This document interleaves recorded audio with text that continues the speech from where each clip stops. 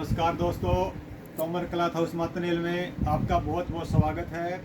सबसे पहले तो मैं 15 अगस्त के इस पावन वर्ष की आपको बहुत बहुत शुभकामनाएं देता हूं और मैं भारत माता के उन वीर सपूतों को जिन्होंने माँ भारती को आज़ाद कराने के लिए अपने प्राणों की आहुति दी थी, उनको मनपूर्वक सच्ची श्रद्धांजलि अर्पित करता हूं।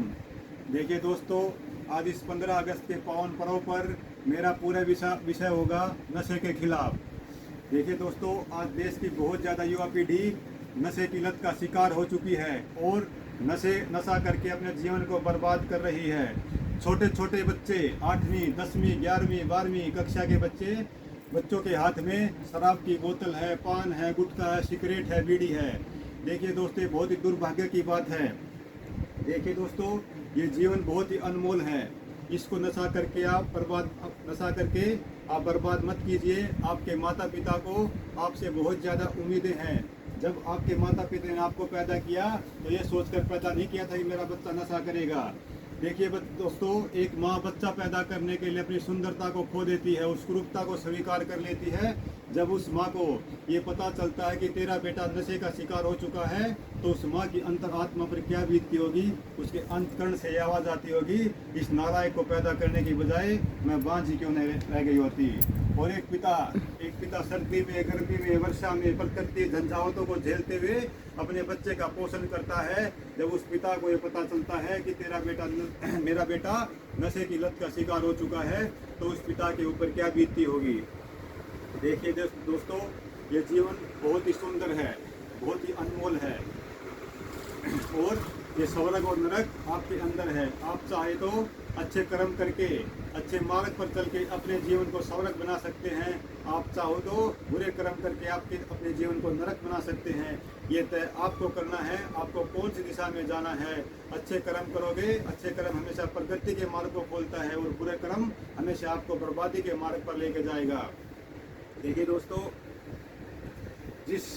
किसी भी देश का भविष्य उस देश की युवा पीढ़ी के ऊपर होता है।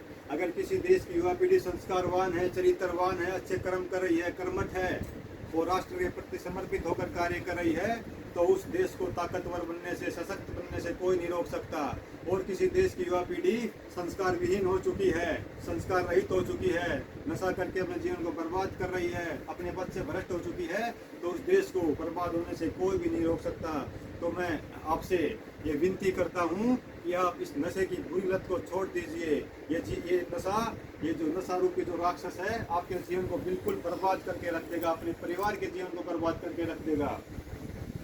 और देखिए दोस्तों, जो मेरा भाई नशे की लत का शिकार हो चुका है, अगर उसे इस बुरी आदत से दूर होना है तो आपको 2 उपाय करने होंगे। आप 21 दिन और 3 महीने का एक प्रयोग करके देखिए। मैं दावे के साथ कह सकता हूँ, अगर आप 21 दिन से लेकर 3 महीने का प्रयोग करोगे तो इस नशे की बुरी लत से आप बिल्कुल दूर हो जाओगे। आपको 21 दिन तक कंटिन्यू नित्य प्रतिदिन 10 मिनट तक आपको मेडिटेशन करना है। और उस मेडिटेशन के दौरान आपको खाली ये सोचना है कि जिन लोगों ने नशा किया उनकी क्या हालत हुई और नशे से होने वाली हानियों के बारे में आपको सोचना है।